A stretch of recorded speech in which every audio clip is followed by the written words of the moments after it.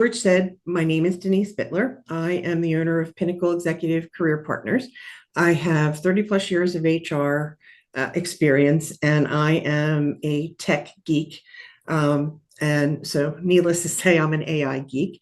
And part of my passion right now is making sure that job seekers, as well as those of us in the career service industry, are using AI effectively, efficiently, and most importantly, ethically. Okay, so today I'm just going to take you through some things to really learn how to use AI to really help in your job search and without losing your voice or without being just one of a crowd. Okay, so I'm going to share my screen real quick and we will get started. All right, can you see the presentation? I can. Okay, perfect. Perfect. And if anybody has questions, if you can raise your hand, just because I may not necessarily be able to see you. So again, to get started, we're going to talk about a number of things today. The basics, AI and the modern job search. The one part that is very important to me, and that's the ethical and responsible use of AI. We'll talk about some AI red flags, common writing tells that if a recruiter or hiring manager is reading your resume, your cover letter, or whatever, these are dead giveaways that you've used AI. Okay. We'll talk about how to use AI for research. And that is one of the most effective ways to use AI. How to use AI without losing your voice. You don't want to sound like everybody else. You want to make sure that when you're using AI, what comes out of it, what you tweak, what you ultimately end up sharing with people is in your voice. Some AI tools that every job seeker should know about. The deep research, and this is one of the areas that I'm working heavily with my clients on, and it has been a game changer for so many of them during the interview process. And then some practical AI prompts. When we get to this, George is going to be sharing a link with you. I've created a very comprehensive AI job search prompt guide for you, and we'll go through all those things, and then some questions in the discussions. So we'll just kind of jump right in. So with AI, there are so many areas where AI can save you time, can help you be more efficient. And the big one, again, researching target companies. It used to be when you were getting ready for an interview, you'd go out and Google ABC company, and then you're clicking on this link and you're clicking on this link and you're missing this. And 3 hours later, you have this jumble of information and you're a little overwhelmed.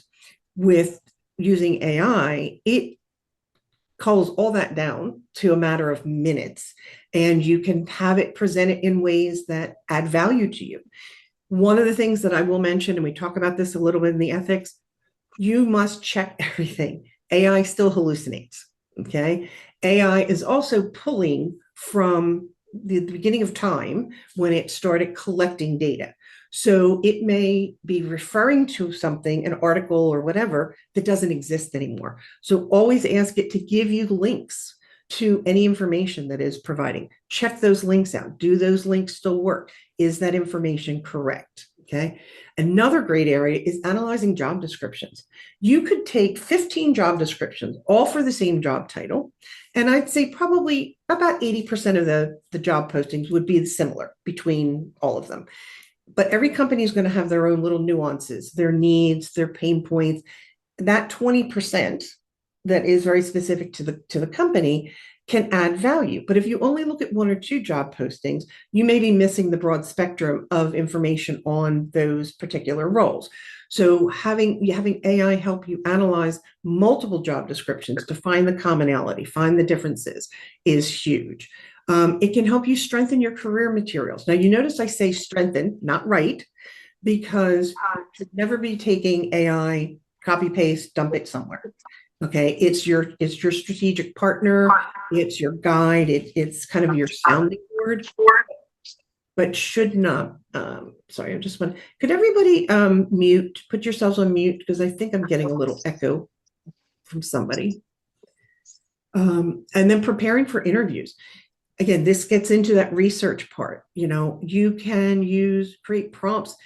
and use the speaking feature instead of the typing feature in a lot of these in chat and Perplexity and Claude, and actually have it conduct a mock interview with you. You do the research on the company and create some of the questions and stuff, and AI can help you do with mock interviews. And then the last is preparing for networking conversations. So many people don't know how to network, or they're afraid to network, or they don't know what to say, or they don't know where to network.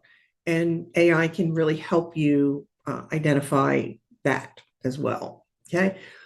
So again, this is the part that is very important to me, is the ethical use of AI. AI hallucinates. I can't emphasize this enough, how many times it does this, but it will go through and it gives you what it thinks you want to hear. It will make things like, maybe you had a bullet that said improved onboarding for new clients, and all of a sudden AI is like, improved onboarding, reducing implementation by 30%. Well, where did that come from? So you've got to make sure that whatever you are pulling out of AI is accurate, is not hallucinating, is not over quoting what you actually accomplished. Because just remember, everything that you are putting in writing, you are going to have to validate during an interview, during a conversation. So it may look good on paper, but if you can't justify it, if you can't document it, forget it. Okay. So again, AI does sometimes make these things up. When you get in the interview, you can't turn around and say, when they ask you about it, say, oh, let me ask ChatGPT about that. And I'm laughing at this one because my son just conducted an interview for a programmer, and the programmer, it was very obvious that they had using AI in front of them, because every follow-up question they asked, the person was like, I don't know. And you could hear typing. And it was actually typing it into AI to try and get the answer. So make sure that it's you're using it ethically. The other thing is, be aware of confidential or proprietary information. Okay. If it's out there already on the internet, fine. If it's not, if you have information about your company that is maybe proprietary or not out there, don't include it in anything that you upload to chat.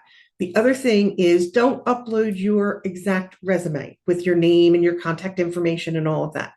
Take your resume, create a dummy version. Okay. So in the name area, John Doe, Jane Doe, whatever.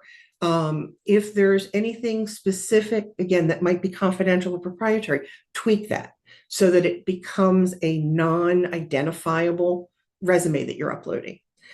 You don't want your personal information being uploaded and out there. Okay, so it's just one little thing with that. So, again, remembering that you have to be able to justify and document anything that you are claiming in your written conversation, in your written documents.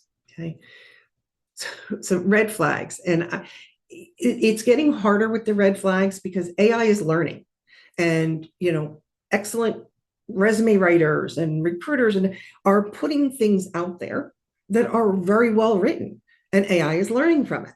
But the problem is, when AI learns from it, then it overuses it. So there are a number of things that unfortunately now AI has ruined for the rest of us. One of which is M dashes. All right. For those of you who don't know, an M dash is a spacing that, instead of putting a comma, you can use this M dash, and it's a related thought. It's not necessarily a continuation of a thought. And it has a really good place in how people read things. Unfortunately, now, if you've ever tried to run something or create something in chat or Claude or Gemini, you're getting 50 million M dashes throughout it, which is a dead giveaway. Another is it's starting to do is give you things in lists of three. You implemented this change and it saved time, saved money, saved this. So it's giving you your accomplishments and things like that in lists of three, because people remember odd numbered lists better than they do even numbered lists. You don't want to do 5, but you have to be really careful with 3. Does 3 add value, or should you just go with 2 type thing? Buzzword heavy language. This one is the one that just kind of gets me. Results driven, or dynamic leader, or, they're looking for specific examples of your work, what you did, not the extraneous fluff words. Okay. They want value, they want context, they want proof of what you've done. Okay. Again, the vague accomplishments, it's recruiters and hiring managers hate words like several, many, numerous, because then you kind of just, they don't know if you're making it up. And they don't know if numerous is 2 or 200. So if you're using words that should have a quantifiable value to it, use the quantifiable value, whether it's a percent, an exact number, a dollars, whatever. I'm sorry. Yeah, I'm just trying to. So, George, will you let me know if a question comes up that needs to be asked? Yes, I put a note into the chat that perfect. anybody who has questions should start the entry in the chat with a Q. Okay. And perfect. then, if it's something that's burning, Denise, we can deal with them at that time, but we'll save them till the end, if that makes sense. Perfect. Perfect. The next thing is generic transitions. As a results-driven professional or with a strong passion for innovation, they don't need to know that. They need to know what you did, not the extraneous stuff, not the fluff. Think about it this way. They need to know what you did, possibly why you did it, more importantly, how you did it, and what the outcome was, maybe who it impacted. So having that what and the context that goes with it is more valuable than these extra words, these extra phrases that are doing nothing but taking up space. Okay. Verbose, filler words, fluff words. It's, successfully leverage, proactively, strategically. Well, okay, you don't claim it's strategic, you demonstrate it's strategic by the actual content that you're putting in. Okay. Let's see. So yeah. So again, it makes up stuff. It uses all this fluff. It can be very difficult because we want to toot our own horn. We want to show the value, but instead of doing that with these extraneous words, show the value with the actual accomplishment, the context, the how. Think about it this way. If you saved $1 million for your company, but you did it by eliminating a whole department. All right. Now you're applying for jobs that I saved my company $1 million. If you don't have the context, if that hiring manager doesn't have a context, and then they find out, well, you did it because you eliminated a whole department, and that's not an option for us. So the fact that you did that offers no value to me. So you need to make sure that you're giving the context so that they can envision you doing it for them if appropriate. Okay. All right. Research. This is, again, the area that talk about time saving is whether it's when you're writing the resume, when you're writing a cover letter, when you're preparing for an interview. Research is going to be make the difference between you and the person, the people that you may be interviewing with, or other people that are interviewing. So, understanding the company's strategy, news, this is huge, especially if it's a publicly traded company. There's so much information out there. I don't know how many of you have looked at shareholder reports before, but the depth of information you can find in those about a company, if anything happened or is going to happen that could affect their share price, it's going to show up in the shareholder report. That is a key area that you can look at and say, oh, there's a merger coming up. Guess what? Now I can speak to, I've been involved in 4 mergers before. So may not say anything in the job posting about merger, but now that you did this research, this is coming up. You can then show your value over somebody else, because if they're going off the job posting and not research, they don't even know this is happening. Okay. So doing the research to find ways to differentiate yourself is huge. Okay. Job description insights. I talked about this before about how, you can look at one job posting and it's going to give you that company's focus. You look at 5 of them or 10 of them and you run a prompt that compares them and comes up with the top 15 skills and requirements across all of them. Now you've got a better foundation for your resume, to make sure that you're building your resume, that it is going to be good for 85 to 90% of the roles and only need a little 10% tweaking. Okay. Interview research, huge, whether you're interviewing the industry, whether you're interviewing or doing research on the company, doing research on the people that you're interviewing with. That is huge, because if you can get in an interview, if you can do research on the interviewer and you find out that you both, went to the same conference 2 years ago or whatever, that is a familiarity point. And if you can get that familiarity point in at the beginning of an interview, now it becomes a conversation, not an interview. So doing the research on the person you're interviewing with is huge. Company interview questions. There are so many people now that when they're interviewed, they go out on Glassdoor or other places and they'll type in the interview questions that they were asked. So you can not only look at general interview questions for XYZ role, you can go out and you can use AI to help you find research on exact interview questions that have been asked for this type of role at ABC company. Okay, so being able to really drill down and get more specific about a specific company, a specific role is huge. Networking preparation, where should you network? Okay, whether it's virtual, whether it's online, or excuse me, virtual or in person. How, we used to talk about the 30-second elevator pitch. That doesn't work anymore. Okay, so AI can really help you depending upon what the organization is that you're going to that's holding the networking. What is going to be important to these people? What should you be focusing on? How do you make it more of an interactive conversation in 30 seconds as opposed to a job description list? Okay. And then industry trends. This is a huge one, and this is becoming more and more important as jobs are being eliminated. Okay, you keep seeing all these horror stories in the news. AI is taking everybody's jobs. Well, AI is eliminating some jobs, but AI is also opening up so many new jobs, whether it's directly or indirectly related to some of these new things that are coming up. I'm doing an article right now on bioprinting of the future. And, I was talking to somebody and they're like, well, you need to have a PhD in chemistry or whatever, blah, blah, blah. I'm like, for that particular thing, yes, but there are about 15 ancillary roles. Somebody's going to have to sell this stuff. Somebody's going to have to work on the ethics of it. Somebody's going to have to be the interface between these companies and insurance companies. Like, there are so many ancillary things. So you need to start getting out of your head, basically, and out of that myopic vision you had of what you're capable of, and start using AI to help you look at these industry trends. Look at how AI may broaden your opportunities going forward. And then how do you position yourself for that? Okay. So sample interview research prompt. This is a prompt that, don't worry about copying this. This is in the book that you're getting. But basically it's saying, I'm preparing for an interview for this position at this company.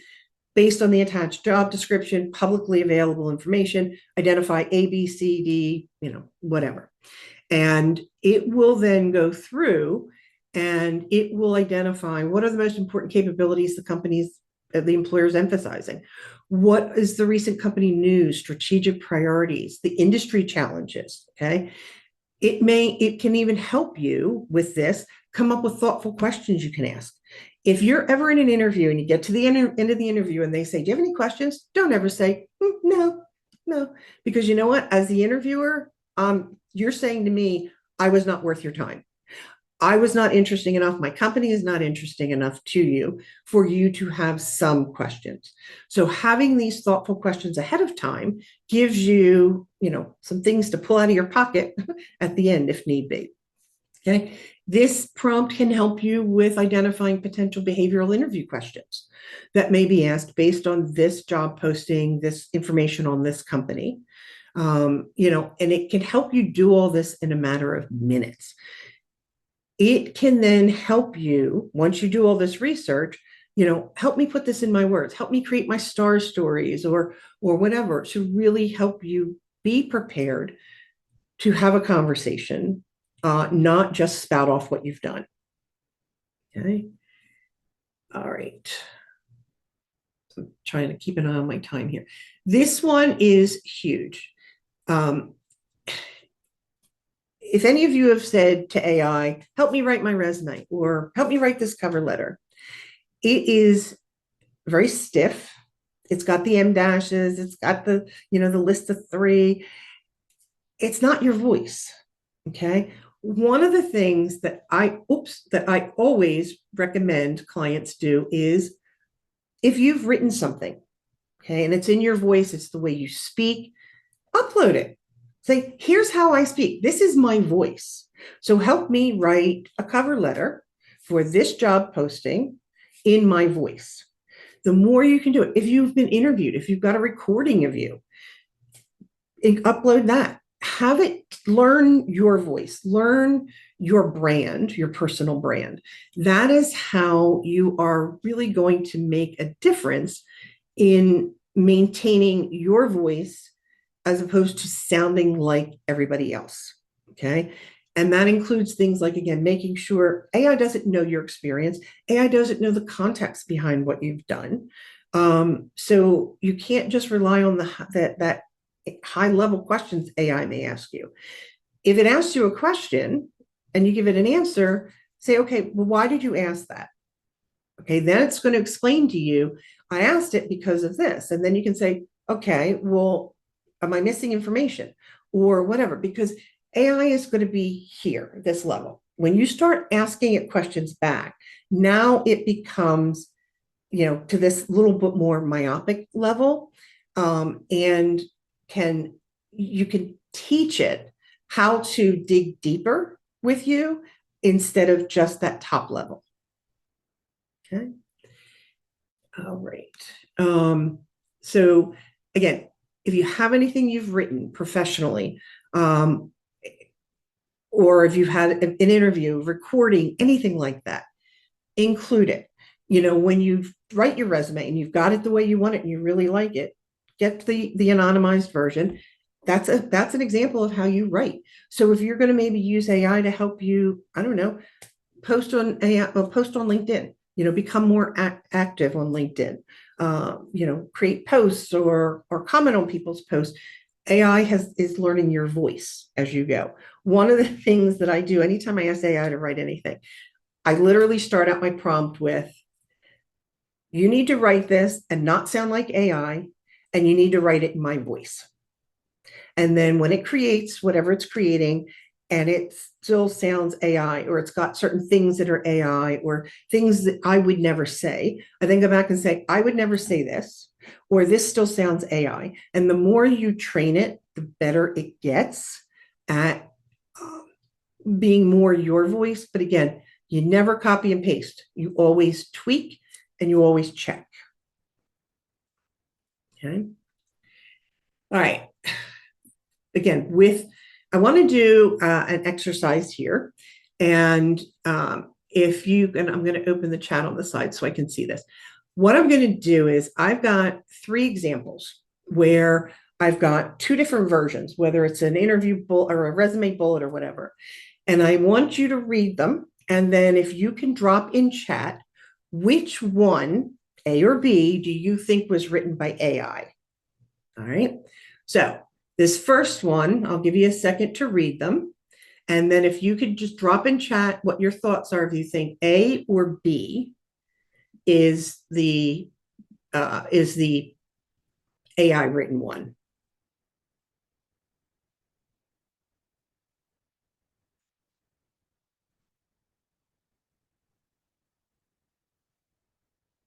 We got some smart people in this group. All right. You can see the chat, right? Yes, absolutely. Everybody's got very smart people here.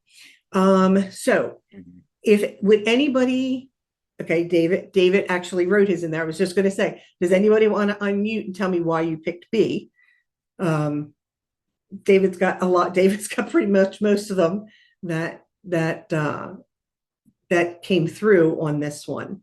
And that was basically the M dashes, the rule of 3 and the fluff, transform. I like the word transform. but I don't like the word transform when it replaces context, when it replaces the actual outcome. All right. So I transformed this. That's an opinion. I transformed the intake process by doing this, which resulted in a 30% reduction in intake call time.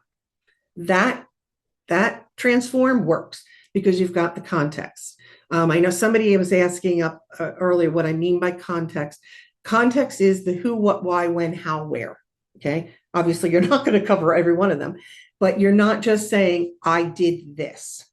You're saying, I did this because, or I did this way. So you're giving that how you did it, maybe why you did it, who was impacted, those types of things. Okay. All right. That's pretty funny, the rule of three. So, okay. So let's go to this next one and just type in again which one you think is AI written, A or B.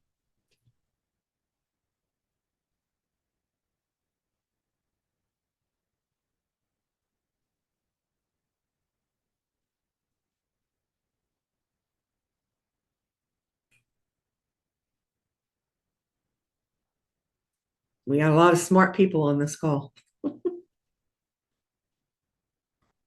Okay. Anybody want to type in or unmute about why, what it was in this one that stood out to you?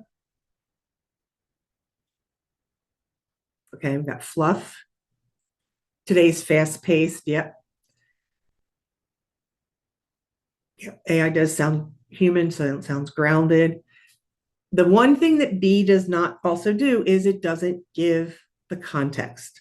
Okay. It doesn't show how you did something. It's a claim. It's an opinion. It's an assertion that you've done something without the proof point to demonstrate that. Okay. All right. We'll just do one more quick one on this. All right. So this is a LinkedIn about, a sentence from a LinkedIn about section. Which one do you think is AI written?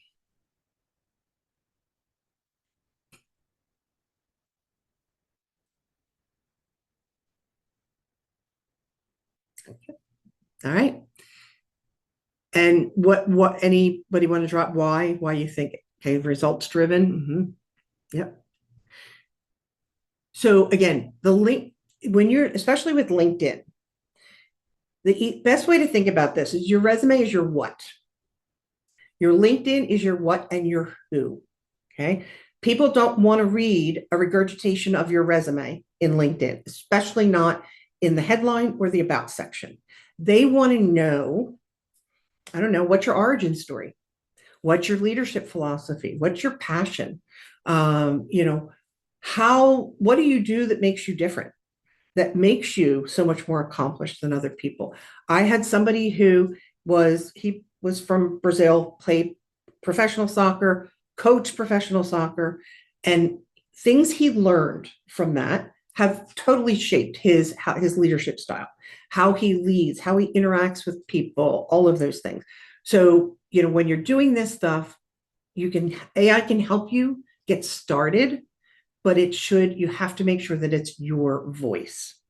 Okay. All right. So any comments or questions so far on this part? Was this helpful to try and get a better feel for what we mean by AI written or AI sounding? Yes. Perfect. All right. I saw that this next slide, I saw this pop up in the chat. Somebody was asking, okay, what platforms should you be using as a job seeker? All right. There's 50 million out there. Okay. And I did not get into the nitty gritty of all of the interview coaching platforms. This is the broad platforms that you're going to use most often, that are going to be the most effective for you. All right. So the first 5, ChatGPT, Perplexity, Gemini, Claude, Microsoft Copilot. These are they're general AI assistants. Okay. They're going out, they're finding information, they're helping you write, maybe they're analyzing job descriptions. Notebook LM, if any of you, I don't know if any of you have used it, Notebook LM is different. Notebook LM, you're going out and you're finding things that content. So maybe you're going to chat and saying, find me 10 relevant blog posts or 10 relevant whatever for about ABC topic.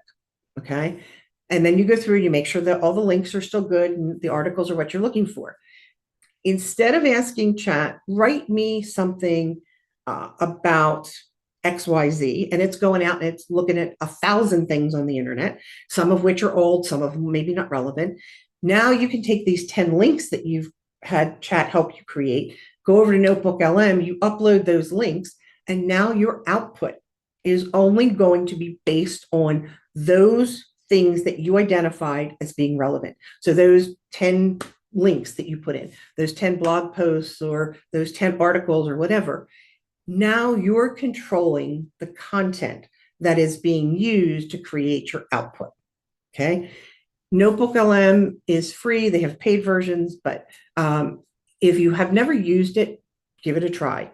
It has so many neat tools now. It can do audio, video. It can create infographics. It can create PowerPoint presentations. It can create, again, audio. It can create Q&As. It is just, there's so much it can do to really help you refine based on your specific content that you are interested in that is relevant for you. Okay. Quick, whether anybody wants to unmute or drop something in chat. For those of you who are using AI, what ones are you using most often and what are you using it for?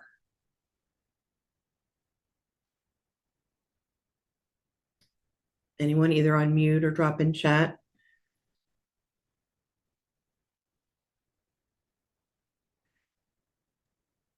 Hi, this is Lori.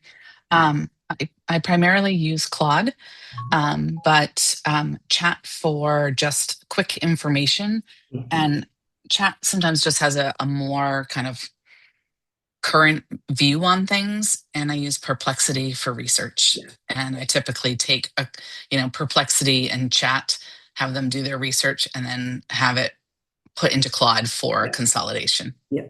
Okay. So Lori just pointed out a very, very important point. So I use all of these. Well, I don't use Copilot because I can't stand Copilot. I don't like it. It's just a personal preference for me. I don't like it, but I use all the rest of them. And a lot of times I will load the same prompt in at least 2 different platforms because I want to get ideas from different perspectives. Okay. I want to, especially if I'm doing research or if I want ideas, I'm looking for ideas on articles I can write in LinkedIn. I'll maybe do that in Perplexity and maybe chat or chat in Gemini. Claude I used all the time before. I used to pay for Claude. Then it got a little wonky. So I don't use it as much. I can tell you, and I'll talk about this in a few slides, I'll go through and tell you which ones I pay for versus which ones I don't. Where is it? So I just want to go backwards for a second here. So Cindy mentioned some like chat start charging you even after you've only used it a few times. Yes, that is the biggest issue with the free version on some things, is some of them will limit you. Perplexity has gotten a lot stricter in how much you could do with the free version. Okay. I've paid for chats from the beginning, so I really can't, but I don't have an idea, and I apologize on the limits, but the limits are going to vary depending upon what you're using it for, what questions you're asking, how many follow-up questions you're asking, things like that. So we will talk about the paid versus free shortly. To David's question for LinkedIn about the headline, can you make use of personal experience to describe skills learned for what you use professionally? Is it okay to get a bit personal? It is to an extent. Okay. It is okay. And like I said, that example I gave with that client who was a professional soccer player, football player, soccer, and was an international soccer coach. That is personal, but it's part of his origin story. So if you are going to put anything personal, think to yourself, one, are you going to alienate anybody? Is it a topic that could be polarizing? Is it a topic that could, again, alienate somebody? If you're not sure, assume it could and don't do it. If it's part of what shaped you, maybe what shaped the direction you were going for your career, it needs to have some type of professional impact or professional tie-in to be worth including the personal part. Okay. All right. So I'm just seeing a lot of you have gotten some really good. You're using Gemini, so you guys are using this. It's funny, perplexity for research. That's what keeps coming up. That keeps coming up. So if you think about it, I did this chart. Now I have to preface this by, on a daily basis, which platform is best for which thing changes, because they're constantly learning, they're constantly evolving. Like I said, I used to be a Claude, that was Claude all the way. And then it wasn't keeping up and I didn't like the way it was writing. And so, I can tell you now for writing, I am Chat and Gemini. That's just my preference on the writing. I usually start with Chat and then I'll go to Gemini. Claude has gotten a little bit better in its writing, but the research, Perplexity hands down is the best. It is the most accurate. One thing I want to point out, when you're doing research, when you're asking it to do research, make sure you ask it to give you the source websites, the source URLs for everything that it is providing you. That way you're not trying to document the validity of what it gave you by searching all over the place. You've got the links that it used to give you that information. You can check the link. Yes, that looks good. The link looks good. It's reputable. Okay, I'm good. So always ask it to give you, when you're doing research, ask it to give you the resource links for where it got it. Okay. Whenever you're asking it to create something, whether it's to write something, maybe you're asking it for ideas on your LinkedIn headline, always ask it to give you 3 to 5 examples or samples. Don't just ask it, write me a headline, because when you do that, that becomes how it's building everything else in that prompt with. When you ask it to give you 3 or 4 or 5 versions of it, then you can go through and say, I like this part of this, and I like this part of this. Okay, here's what I decided on. So now it knows how you think. Now it knows what you like, what resonates with you. So again, always ask it for multiple versions of it, and that can really help it learn more about you, and your voice, how you want to be perceived. Okay. Organizing research, Notebook LM, hands down. Again, I never go to Notebook LM just to start. I will build my content or my research or my references or whatever in Chat or Perplexity or whatever. And then I will pull those URLs. I will download and create PDFs. Just to give you an example of how phenomenal it is, I am teaching a class. I created it's a client pushback, if you will. And it goes through and it's this whole big flow chart, and it's a 20-some page document and whatever. Now, normally I'd sit and I'd create a PowerPoint like this, and I'd go through and I'd do all my visuals and all this. Notebook LM, I was able to upload both of those and say, okay, I need your help creating a PowerPoint presentation. Holy moly, amazing. It was phenomenal. I was able to load my brand colors and all of this, and it gave me a fully vetted out, amazing PowerPoint.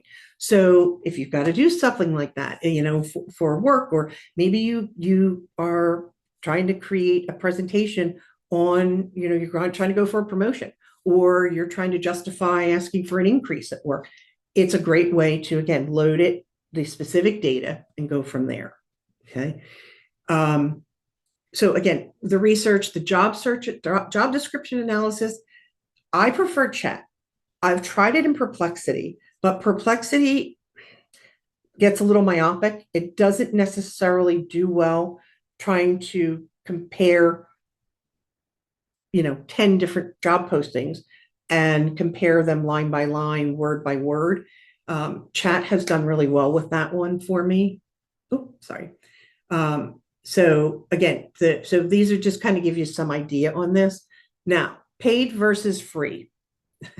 This is the hard one because it is so easy. And you realize, next thing you know, you realize you're paying $100 a month because you're paying for the paid version just on all these different platforms.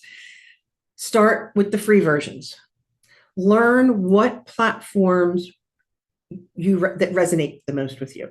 What do you feel write the best? What do you feel are a better extension of you, of how you speak, how you think, which ones really resonate, and the content is more to what you're looking for when you first start, as opposed to having to rebuild it and rebuild it and rebuild it.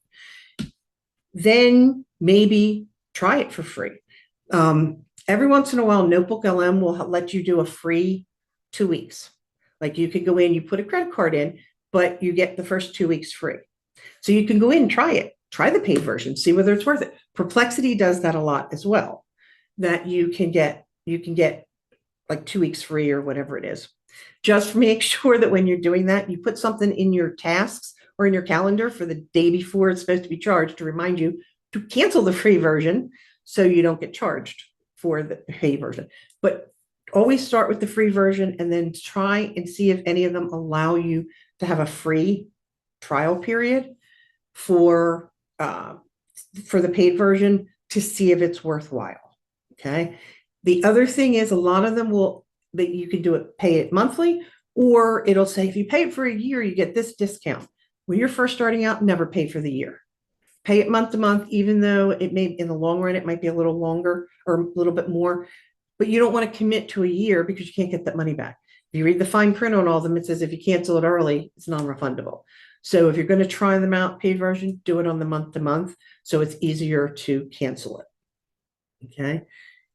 Bottom line is you get more, you can do more, you can do things deeper, you can run more prompts and sub-prompts and all of that with the paid version, but you're not necessarily getting any better content with the paid version. It's just more access is the main difference. Okay. So if you LinkedIn and Indeed now tout their AI tools, AI job seeker tools, AI write your resume, AI, let LinkedIn will say, oh, let me write your headline or your about section. You can use them to get some ideas, but you don't want to actually have it implemented because it's still not there. It is basing it off of everything it knows about every person that's on LinkedIn or every person that's on Indeed. It is not basing it necessarily on you. Okay. So if you want to try it out, see what it comes up with, maybe take what it comes up with and put it in chat or put it in Gemini and say, okay, this is what LinkedIn came up with. How do I make this sound like me? How do I make it better? Okay. Don't get sucked into the idea that just because it's on their platform, it must be valuable. It must be good. I'm not saying it's not good. It's just not, it's not tuned to you. Okay. All right. So deep research. Has anybody on here? Does anybody even know what deep research is? And has anybody used the deep research tool within any of these platforms before?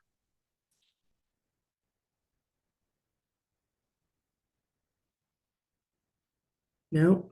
Lawyers use it in Perplexity. Okay. All right. Deep research is, I see a lot of you have used it in Perplexity. I've used it in Perplexity and I've used it in chat. I will tell you, if you try and use it in Perplexity, you're lucky if you get one in the free version. You get one full, like if you've got iterations that you want to Like it gives you something and you go, okay, but what about 99% of the time you are going to time out on the free version so quickly in deep research. But the value of deep research, I can't overstate it, not understate it, whatever. To give you an example, I had a client that he was preparing for like his dream job as an executive. And, we were looking at prompts to do research and we were getting some really good information. And I said, okay, now let's try deep research. So we use deep research in chat because I have the paid version of chat. And the content that we got, it was a 25-page document that was the level of research was incredible. It was so much more impactful and relevant for than what we got in just the general prompts. It also, because we had uploaded his resume and everything else, it went and came back and said, okay, these 3 areas are very important to this company. And I'm concerned that you may be seen as not having enough experience. Here's how you can address it. So it wasn't just company research, it was research on you in relation to the company and what's important and whatever. So we got this beautiful 25-page document. We then took that document and uploaded it to Notebook LM and said, okay, I need you to help me create a 5-page leave behind that I can share at the end of the interview that demonstrates the research and the value, the top key points where I add value. And it took all that research and created this beautiful, very professional looking 5-page, I call them leave behinds. And it's basically that thing that goes beyond your resume that is going to differentiate you. And it's something that when they're comparing people and they're trying to figure out who to bring back or whatever, that is going to help you stand out. That is that differentiator that demonstrates your commitment to the research, commitment to the company. So doing deep research on the interview side is invaluable. Okay. All right. So practical AI prompts. So George, can you drop that link in the chat now? So for all of you, I have created a prompt guide that is very comprehensive. Okay, so Veronica's question real quick about the leave behind. Is it text heavy or better to be diagrammatic? Diagrammatic, absolutely. Infographics are perfect. Visuals, you don't want a page that's all dense words. You want to make sure that it's a mix of words and impactful visuals, professional visuals. And that because people don't read text heavy. They start to skim. So, all right. So George just put a link in the chat. If you click on that link, it should open a PDF that you can then download and save to your computer. This is a prompt guide that I have created for you. I don't know can you see this on my screen now in front of the presentation? The guide? Okay. So this guide is really comprehensive. And it goes through and there's prompts for the resume, cover letter, LinkedIn, the industry research, interview prep, skills gap, networking. All right. One of the things I want to point out, and I'm not going to go through every single one of these, but one of the ones that you absolutely want to learn and use is this number 6 under resume. Customize a resume for a specific job you're applying to. You should be tweaking your resume for every job you apply to. Again, if you've taken the time up front, Debbie's saying, did the link work for everybody else? Debbie's saying the link didn't work for her. Did the link work for everybody else? It worked for me. Did it? Okay. Debbie, can you maybe try and just copy and paste the link somewhere else? Or, okay, Lynn, okay. See if that, the link that Lynn just dropped, if that works.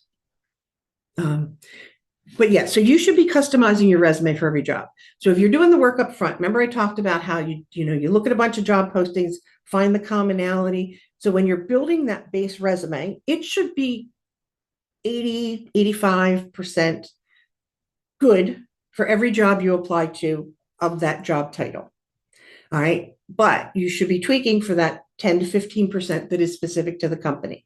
Instead of having to read the job description and figure out what the difference is, you can use this prompt to upload the job posting, upload your resume, and it will compare the job posting, compare the resume, and come back and say, I recommend you add this word, change this bullet out, because you're not addressing XYZ that is important in this job posting. So instead of I had a client just taking an hour to meticulously go through the job posting and overanalyzing every bullet on the resume. And she missed applying to a number of jobs because she just didn't have the time. Okay. Now, between that one and then the cover letter prompt, she had the whole tweaking the resume, writing the cover letter, 10 minutes flat for any job. So it forces you out of your head, basically, and it gives you a very dispassionate, view of what you should be doing or could be doing to resonate more with that recruiter or that hiring manager. Okay. The LinkedIn ones, the about section, it shouldn't be a regurgitation of your resume. Okay. They already have your resume. They already know what they're doing. They want to learn you. It's that LinkedIn is your what and your who. The about section is the who part. That is where you are really going to connect with a reader, is on that about section. The headline, if you think about the top third of the resume and then the top section of your LinkedIn, your banner, the banner background, your headshot, your LinkedIn headline, that is what is going to entice somebody to want to scroll and read more, or they're moving on to somebody else. You have a very short window to grab their attention. All right. And this LinkedIn headline prompt is good because first thing it does is say, identify all the different formulas for a headline. Okay, now combine a couple of those formulas and give me 5 or whatever LinkedIn headline ideas. So again, getting you out of your head, you may say, oh, I like this one, or I like this from this one. And now all of a sudden you're picking and choosing, and this sounds like my voice, and this. I use it because one of my biggest problems is when I'm writing something, I get in my head, I know there's a perfect word for that, and I can't think of what it is. So now I've lost my train of thought on everything I'm doing because I am so hung up on finding the perfect word for whatever this is. And now I'll just put it in chat and go, all right, there's a word for this. I have no idea what it is. This is kind of what I think I want to say. Give me some ideas on the right words for that. It's that thing that gets you out of your head.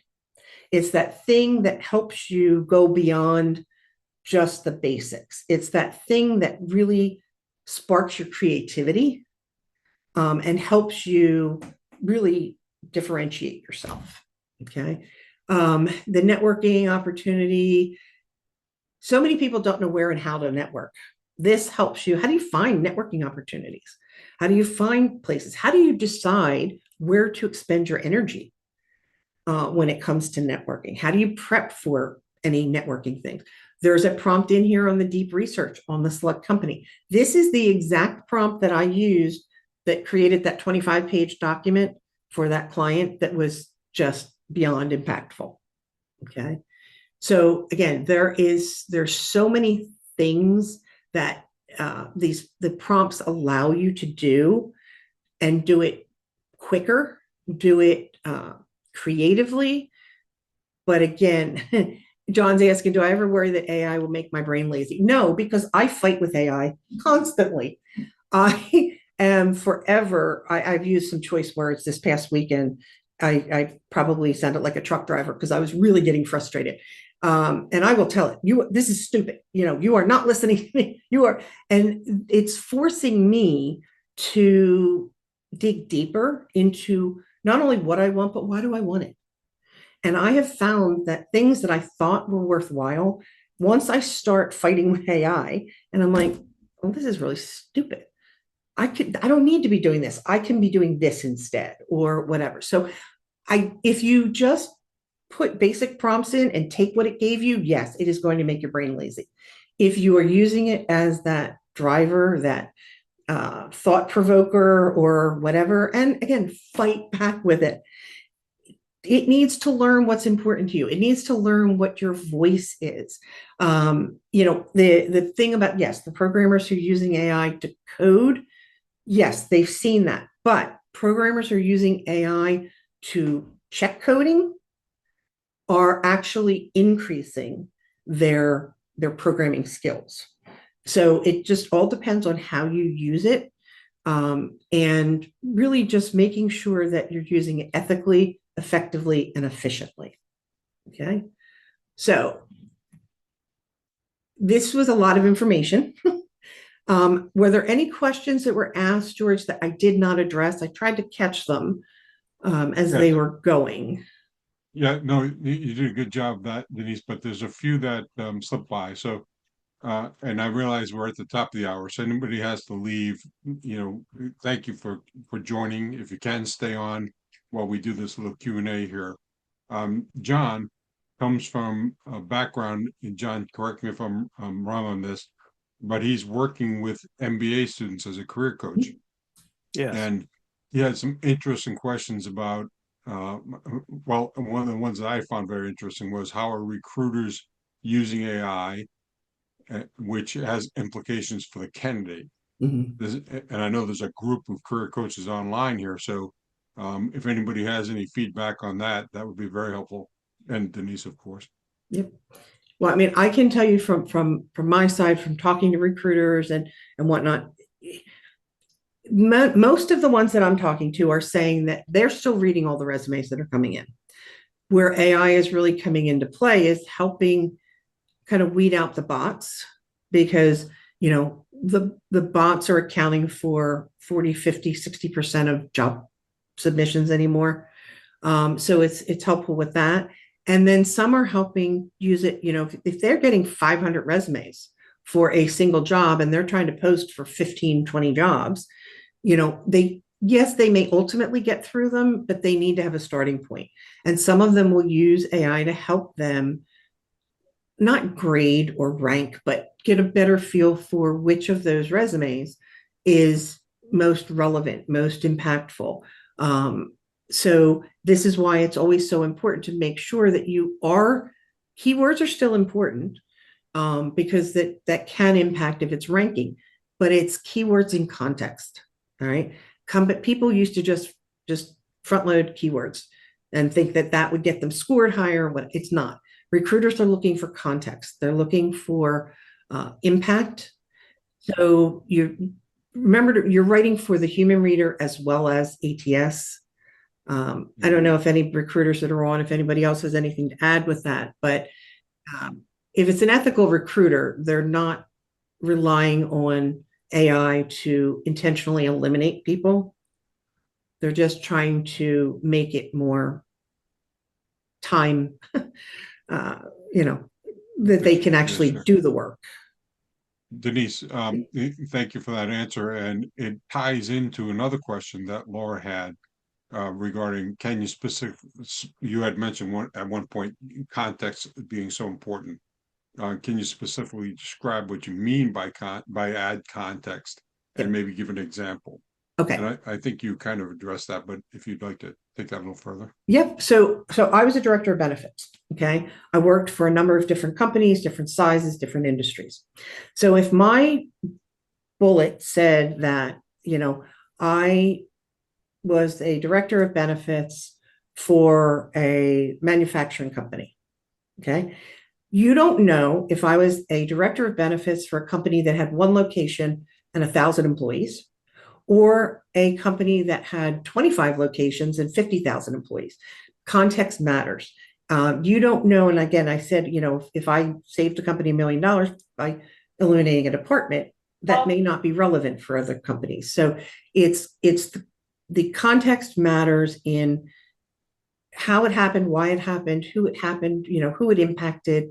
Obviously not going to include all of them, but think about what is going to be most relevant to the reader, what is going to give the reader the value that they need to see, or the information they need to see your value related to that company. Okay. Yeah. Is that Kendall? Yeah, Kendall's got his hand up there. Yes, thank you. This is wonderful. I'm one of the skeptics of AI and wondering what the downside of AI is and how much of AI is learning about us, and how is that information being used for good and maybe not so for good. So if you remember, one of the big things I said was anything that you are including or uploading or whatever, you anonymize. So that resume, you change your name from Kendall, whatever, to John Doe, and you make sure it doesn't have the email address or the LinkedIn profile URL or the phone number or whatever. And, if you worked for your own company, change the name of it. If, the bottom line to think about is anything that you are uploading, is it already readily available out on the internet? Okay, so it's information on the company. So you've got a job, you've got your resume, and you have these accomplishments. There's nothing in there that's proprietary. There's nothing in there that people couldn't figure out if they did research on the company with what's already out there. Okay, so you never want to put your personal information. So again, that's why I always say do anonymized versions of the resume and things like that.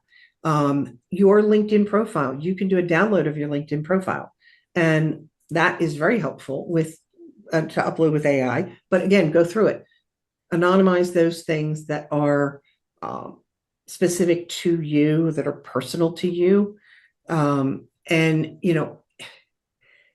it's going to learn. it's going to learn whether you're giving it to it or not. But all you can do is control what you share with it. Okay. You can't share what's readily available out there. Anybody could Google and find your address or find you can find out anything about anybody at this point. So the only thing you can control is what you share when you're doing this, when you're using AI to help you with information. So does that help, Kendall? Does that kind of? Yes, but what if I forget to do that? I mean, what are the? Make sure. So in every platform, in the settings, you can go in and say there's a button that you can toggle off that says that you give permission to allow the AI to learn from you. Okay. You toggle that off or say no or whatever. Then you are letting them know that they cannot use any of the information that you upload to train their platform.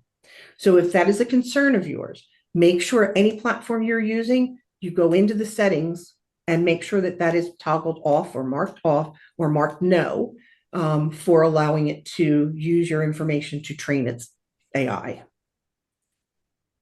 That way you don't have to worry if you do forget something, you have legally put them on notice that they cannot use it to train it, their AI.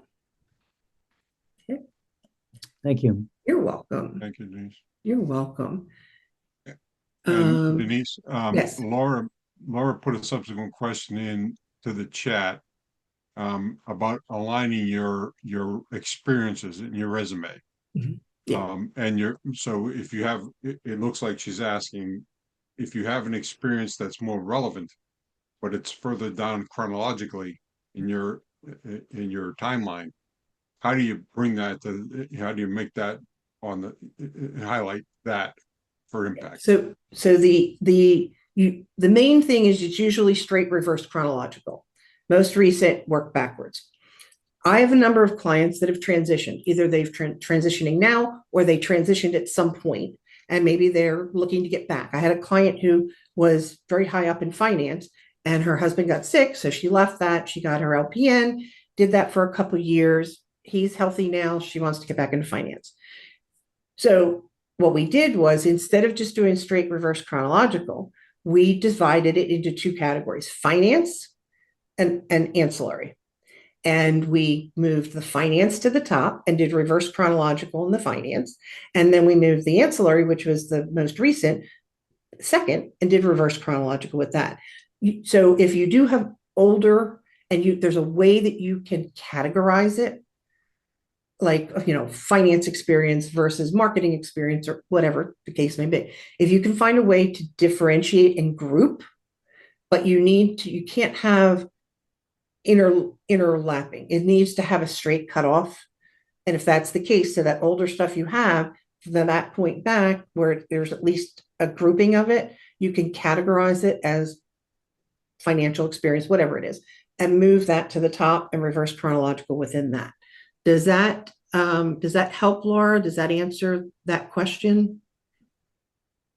Is it okay if I use audio? Yes, absolutely. Yeah, I guess more I'm wondering about, say you had an achievement, maybe not that the job itself needs to go to the top, but say you had an achievement that's really aligned with something. Like, does that go into the summary section? And then do you then repeat the achievement then in that job? Yes. So summary, first of all, I hate summaries. You want a value proposition headline. What is it that you want to be known for? What value do you bring? And then if you're going to have a summary paragraph, which again, I don't usually do those, I will do bullets. You want to make sure that they are specific, that they are demonstrating a specific achievement or multiple achievements or whatever that are most relevant. But what you have to remember is applicant tracking systems need to know where to parse data. So when you've got your headline, Mary Smith, and then I don't know, whatever, financial genius, blah, blah, blah. And now you've got either a summary paragraph or a couple bullets. Applicant tracking systems have no place to put that. Most applicant tracking systems, okay? Because it's not tied to any job. It is just there. Remember, you are writing for the human reader and for the applicant tracking system. The human reader, grab their attention at the top, right? Applicant tracking system, if you've put specific accomplishments at the top, you want to repeat them, not word for word, in the specific role that it actually happened. So I have clients where I may pull something from 20 years ago and have it in the top section because it is so impactful. But then I'm also including it in the appropriate job. Never copy and paste exactly though.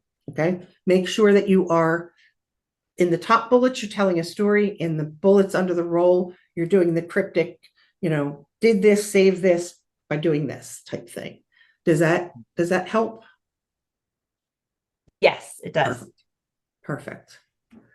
So can I ask a question too? This is Sure. Cindy.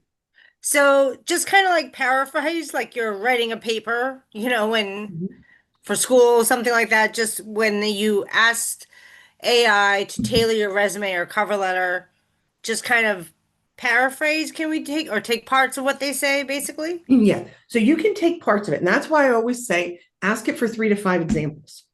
3 to 5. Oh yeah, 3 to 5 examples. Yes, because then it's like, oh, I like this wording, but this sounds more like me. And I kind of like this. And so you may be taking the exact words that it used in pieces, but you're combining them into your voice, if that makes sense.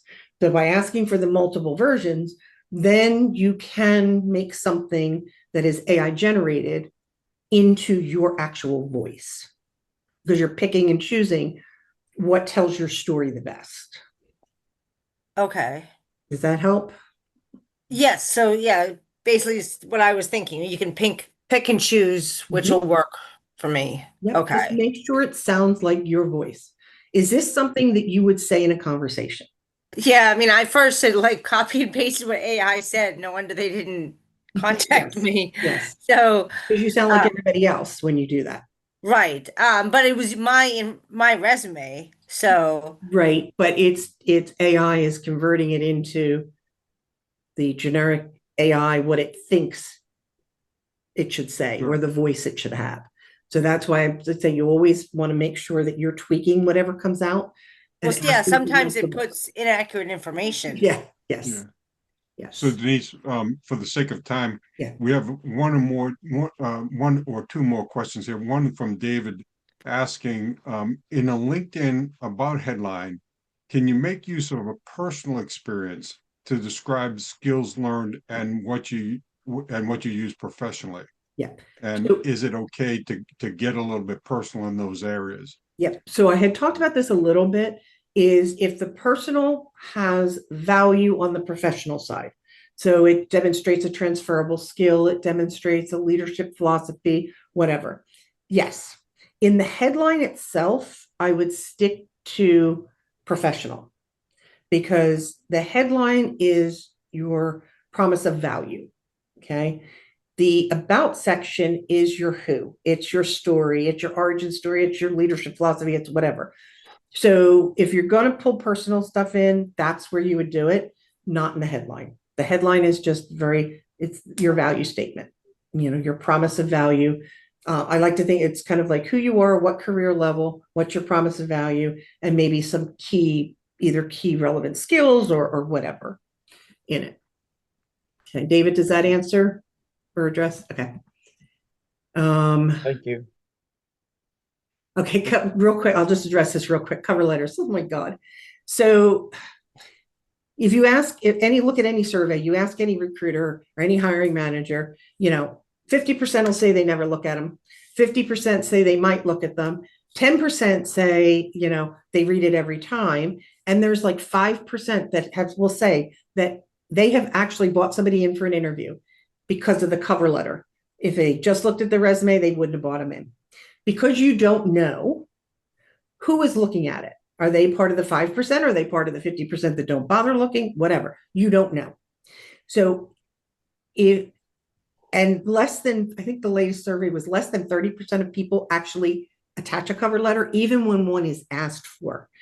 That can be a differentiator for you, but only if it's custom. And this prompt that I gave you in this prompt guide helps you tailor it specifically to that company, what their needs, their goals, their pain points, whatever. So if you're going to do a cover letter, make sure it adds value. It is not a regurgitation of your resume. It is an expansion of your value as it relates to the company. Remember, company doesn't care what they can do for you. They want to know what you can do for them. So if you can add value, it could help differentiate you potentially. Thank you. Okay. And one last question I think that was not addressed, if anybody else has any that I haven't talked about, bring them up after this one. Ed had asked a question, and I don't know if you want to come off mute and just ask this, but it has to do with when you mentioned, Denise, the how you did it. Mm-hmm. So your bullet points for how you did it. Hey, how are you, Ed? Good. Basically, my question is, everybody's saying the how, or you have to explain it. But I look at some resumes and I go, oh my gosh, they're saying by doing A, B, and C while doing X, Y, and Z. And I'm just wondering, how much detail do you find appropriate? So let the job posting be your guide. What is the job posting? Read the bullets on the job posting, the requirements on the job posting. That tells you what's important to them.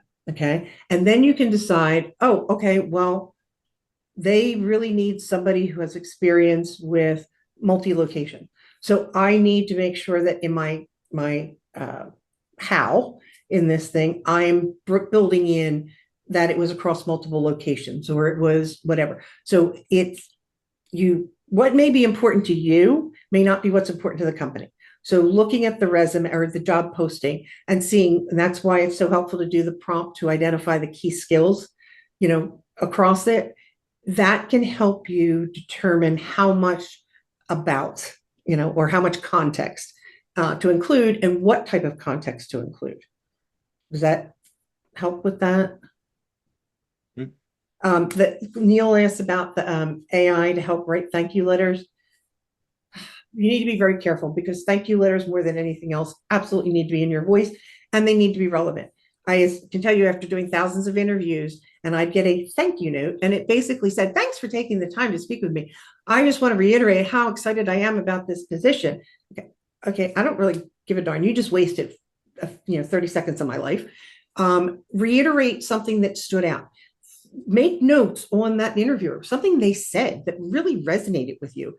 Maybe do a little more research on it and say, hey, you mentioned this and that really stuck with me. And I was doing some more research and I came across this great article and I thought it might be interesting because now it's a conversation. It's not a generic placeholder and it is not a begging to get the job. It is a conversation and it is showing that you valued their time and the information that they had to share with you. So real quick, because I think we really need to wrap this up. This is recorded. I will be adding this recording to my YouTube channel. I will be doing a post on LinkedIn. So if you're not already following me, please follow me. And when I do the post, it will have the link to the recording on my YouTube channel. So if there was anything you missed or you want to listen to again, you'll be able to access the recording on my YouTube channel. Yeah. And is your contact information, Denise, in the prompt guide? Yes, Or- it should be on the first page. Hold on. I can't remember what it looked like. I have to open it real quick. Sorry. Or if you want to put it in the chat as well, that's up to All you. right, bear with me here. Yeah, so my website is on there.